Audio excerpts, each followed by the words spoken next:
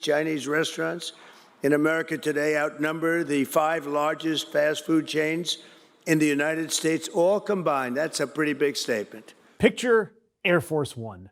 You know, that big blue airplane that your tax dollars paid for. And up front, Sleepy Don himself, descending into Beijing like a Timu Liberace.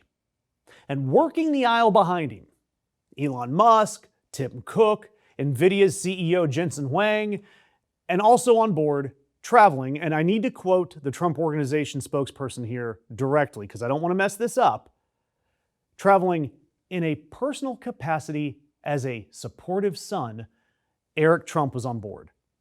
And that language was, see, look, there's nothing shady about having Eric on board, but I'll talk about that in just a second. This flight to China is essentially one big billionaire blowout in the sky. And then Trump touched down in Beijing for his first state visit to China in nearly a decade. And before he left, he posted this on Truth Social, saying, "I will be asking President Xi, a leader of extraordinary distinction, to open up China so that these brilliant people can work their magic and help bring the People's Republic to an even higher level." Brilliant people, extraordinary distinction, working their magic. Donald Trump sounds like a Disney villain just before they break into song. And look, Trump, he went over there for one reason: to lobby on behalf of America's richest people to a country that he has spent the last 10 years calling our biggest enemy. And he, Donald Trump, is the one asking China to open up. And if you look at it from the outside, he is essentially the spokesperson for all of these billionaires begging China for new deals. I'd now like to raise a glass and propose a toast to the rich and enduring ties between the American and Chinese people. This region and the world, it's a special world with the two of us united and together. And by the way, what about Eric Trump being on board? The supportive son. Well, I need to remind you that he is the chief strategy officer of a publicly traded crypto mining company called American Bitcoin. American Bitcoin, their mining equipment, comes from a Chinese company called Bitmain. Even Elizabeth Warren has been asking the Commerce Department for months to investigate this company Bitmain as a national security risk. So you have Eric Trump, who personally profits from a Chinese company that the United States senators see as a national security threat. And his official reason for being on the plane, per the lawyers, is to be supportive.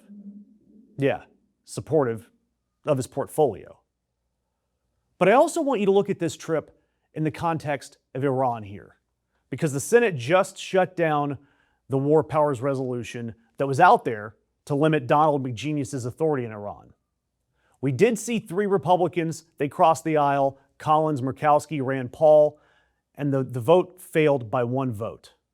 But the key here is a quote from the Senate Majority Leader, telling the caucus that it would be best if everyone hung together and supported the president while he's abroad. AKA, please don't humiliate Trump while the cameras are in Beijing. And the context here, it's so crystal clear. America, we're bleeding money. The Senate, they're slipping out from underneath Trump. And Trump's own brand is too radioactive to even put on a beachfront building in Queensland, Australia. They shut down a new building facility there.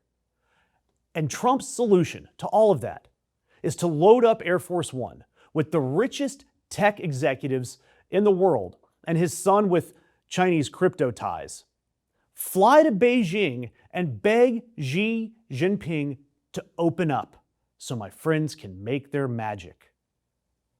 That is nothing more than a con man trying to sell America, trying to sell this billionaire bonanza. The only thing missing here was a swag bag and step and repeat. And I need you to do me a favor and subscribe to this channel so that we can keep showing you exactly what oligarchy looks like when the cameras are on.